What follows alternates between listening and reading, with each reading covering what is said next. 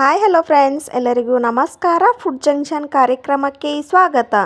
ಬನ್ನಿ, ಇವತ್ತು ನಾನು ಕಡಿಮೆ ಬೆಲೆಯ ಪದಾರ್ಥವನ್ನು ಬಳಸಿಕೊಂಡು ದುಬಾರಿ ಬೆಲೆಯ ಸ್ವೀಟ್ ರೆಸಿಪಿಯನ್ನು ಯುನಿಕ್ ಆಗಿ ಮಾಡಿ ತೋರಿಸ್ತಾ ಇದ್ದೇನೆ.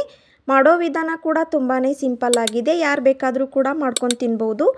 ಖಂಡಿತ ಈ ರೆಸಿಪಿಯನ್ನು ಒಮ್ಮೆ ಟ್ರೈ ಮಾಡಿ.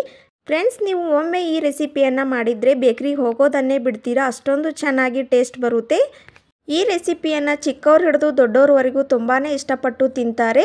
ಹಾಗಿದ್ರೆ ಮಾಡೋ ವಿಧಾನ ನೋಡೋಣ ಬನ್ನಿ. ಮೊದಲಿಗೆ ನಾನು ಗ್ಯಾಸನ್ನು ಆನ್ ಮಾಡಿಕೊಂಡು ಒಂದು ಪಾತ್ರೆಯನ್ನು ಇಟ್ಟು 1 ಗ್ಲಾಸ್ನಷ್ಟು ಹಾಲನ್ನು ಹಾಕಿಕೊಳ್ತಾ ಇದ್ದೇನೆ. ಅದು ಚೆನ್ನಾಗಿ ಕುದಿ ಬರಬೇಕು.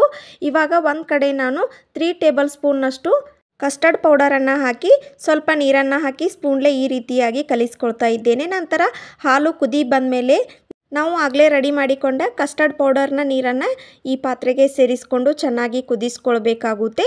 ಫ್ರೆಂಡ್ಸ್, ಈ ರೀತಿಯಾಗಿ ಸ್ಪೂನ್ಲೆ ಒಮ್ಮೆ ತಿರುಗಿಸ್ಕೊಳ್ಬೇಕಾಗುತ್ತೆ. ಇದು ಸ್ವಲ್ಪ ಗಟ್ಟಿ ಆಗ್ತಾ ಬರುತ್ತೆ, ಹಾಗೆ ಕಲರು ಕೂಡ ಚೇಂಜ್ ಆಗುತ್ತೆ. ಇವಾಗ ನಾನು 4 ಟೇಬಲ್ ಸ್ಪೂನ್ ಸಕ್ಕರೆಯನ್ನು ಸೇರಿಸ್ಕೊಳ್ತಾ ಇದ್ದೇನೆ. ನಂತರ ಸ್ಪೂನ್ಲೆ ಒಮ್ಮೆ ತಿರುಗಿಸಿಕೊಳ್ಳಿ. ಸಕ್ಕರೆ ಎಲ್ಲ ಕರಿಗೂ ಹೋಗಬೇಕು. ಇವಾಗ ನೋಡಿ, ಇದು ಈ ರೀತಿಯಾಗಿ ರೆಡಿಯಾಗಿದೆ. ಕೊನೆಗೆ ನಾನು 2 ಏಲಕ್ಕಿಯನ್ನು ಪುಡಿ ಮಾಡಿ ಸೇರಿಸ್ಕೊಳ್ತಾ ಇದ್ದೇನೆ. ನಂತರ ಒಮ್ಮೆ ಮಿಕ್ಸ್ ಮಾಡಿಕೊಳ್ಳಿ. ಫ್ರೆಂಡ್ಸ್, ಈ ರೆಸಿಪಿಯನ್ನು ಕೇವಲ 5 ನಿಮಿಷದಲ್ಲಿ ಮಾಡ್ಕೊಂಡು ತಿನ್ಬೋದು, ಅಷ್ಟೊಂದು ಚೆನ್ನಾಗಿ ಬರುತ್ತೆ. ಇವಾಗ ನಾನು ತೋರಿಸ್ತಾ ಇದ್ದೇನೆ ನೋಡಿ. ಒಂದೊಂದು ಬ್ರೆಡ್ಡನ್ನು ತೆಗೆದುಕೊಂಡು ಈ ರೀತಿಯಾಗಿ ನಾನು ರೌಂಡ್ ಶೇಪ್ನಲ್ಲಿ ನಾನು ಕಟ್ ಮಾಡ್ಕೊಳ್ತಾ ಇದ್ದೇನೆ. ಬೇಕಿದ್ದರೆ ಟ್ರ್ಯಾಂಗಲ್ ಶೇಪ್ನೂ ಮಾಡ್ಕೋಬೋದು, ಇಲ್ಲಾಂದರೆ ಸ್ಕ್ವೇರ್ ಶೇಪ್ನೂ ಮಾಡ್ಕೋಬೋದು. ನಿಮಗೆ ಯಾವ ಶೇಪ್ನಲ್ಲಿ ಇಷ್ಟ ಆಗುತ್ತೆ ಆ ಶೇಪ್ನಲ್ಲಿ ಮಾಡ್ಕೋಬೋದು. ನಂತರ ಒಂದು ತಟ್ಟೆಯನ್ನು ತೆಗೆದುಕೊಂಡು ನಾನು ಒಂದೊಂದಾಗಿ ಈ ರೀತಿಯಾಗಿ ಕಟ್ ಮಾಡಿದ ಬ್ರೆಡ್ಡನ್ನು ಇಟ್ಕೊಳ್ತಾ ಇದ್ದೇನೆ. ನೋಡಿ, ಇವಾಗ ನಾವು ಆಗಲೇ ರೆಡಿ ಮಾಡಿಕೊಂಡ ಹಾಲಿನ ಮಿಶ್ರಣ ಎಲ್ಲ ತಣ್ಣಗಾಗಿ ಈ ರೀತಿಯಾಗಿ ಬಂದಿದೆ. ನಂತರ ಒಂದೊಂದೇ ಬ್ರೆಡ್ಡನ್ನು ಇಟ್ಕೊಂಡು ಅದರ ಮೇಲೆ ಈ ರೀತಿಯಾಗಿ ಈ ಮಿಶ್ರಣವನ್ನು ಹಾಕಿಕೊಳ್ಬೇಕಾಗುತ್ತೆ.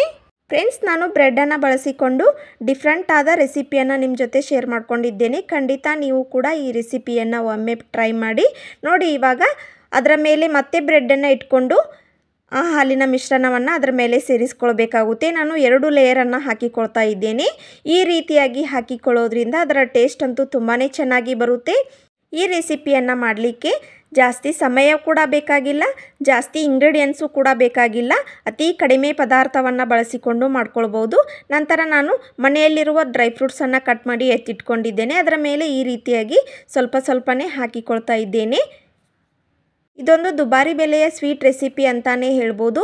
ಚಿಕ್ಕ ಮಕ್ಕಳಿಗೆ ಮಾಡಿಕೊಡೋದ್ರಿಂದ ಈ ರೆಸಿಪಿಯನ್ನು ತುಂಬಾ ಇಷ್ಟಪಟ್ಟು ತಿಂತಾರೆ. ನೋಡಿ, ಇವಾಗ ನಾನು ಎಲ್ಲ ಡ್ರೈ ಫ್ರೂಟ್ಸನ್ನು ಕಟ್ ಮಾಡಿಕೊಂಡು ಈ ರೀತಿಯಾಗಿ ಹಾಕಿಕೊಳ್ತಾ ಇದ್ದೇನೆ. ನೋಡಿದ್ರಲ್ಲ ಫ್ರೆಂಡ್ಸ್, ಎಷ್ಟು ಈಸಿಯಾಗಿ ಯುನಿಕ್ಕಾಗಿ ಈ ಸ್ವೀಟ್ ರೆಸಿಪಿಯನ್ನು ಮಾಡ್ಬೋದು ಅಂತ. ಈ ರೆಸಿಪಿ ನಿಮಗೆ ಯಾವುದೇ ಒಂದು ಕಾರಣಕ್ಕಾದರೂ ಇಷ್ಟ ಆಗಿದ್ದರೆ ಪ್ಲೀಸ್ ಒಂದು ಲೈಕ್ ಮಾಡಿ. ಇವಾಗ ನಾನು ಕಟ್ ಮಾಡಿ ತೋರಿಸ್ತಾ ಇದ್ದೇನೆ ನೋಡಿ, ಎಷ್ಟು ಸಾಫ್ಟಾಗಿ ಬಂದಿದೆ. ನೀವೇ ನೋಡಿ. ಈ ರೆಸಿಪಿಯನ್ನು ಒಮ್ಮೆ ಟೇಸ್ಟ್ ಮಾಡಿದರೆ ಹಾಗೆ ತಿಂತಾನೇ ಇರಬೇಕು ಅನಿಸುತ್ತೆ. ಖಂಡಿತ ನೀವು ಕೂಡ ಒಮ್ಮೆ ಟ್ರೈ ಮಾಡಿ. ಹೇಗೆ ಬಂತು ಅಂತ ಕಮೆಂಟ್ ಮಾಡಿ ತಿಳಿಸಿ. ಈ ವಿಡಿಯೋ ನಿಮಗೆ ಯಾವುದೇ ಒಂದು ಕಾರಣಕ್ಕಾದರೂ ಇಷ್ಟ ಆಗಿದ್ದರೆ ಪ್ಲೀಸ್ ಒಂದು ಲೈಕ್ ಮಾಡಿ, ಶೇರ್ ಮಾಡಿ. ಇನ್ನಷ್ಟು ಈಸಿ ರೆಸಿಪಿಗಾಗಿ ನನ್ನ ಚಾನಲನ್ನು ಸಬ್ಸ್ಕ್ರೈಬ್ ಮಾಡಿಕೊಳ್ಳಿ. ಮುಂದಿನ ಇಂಟ್ರೆಸ್ಟಿಂಗ್ ರೆಸಿಪಿಯೊಂದಿಗೆ ಮತ್ತೆ ಸಿಗ್ತೀನಿ. Keep watching. Thank you.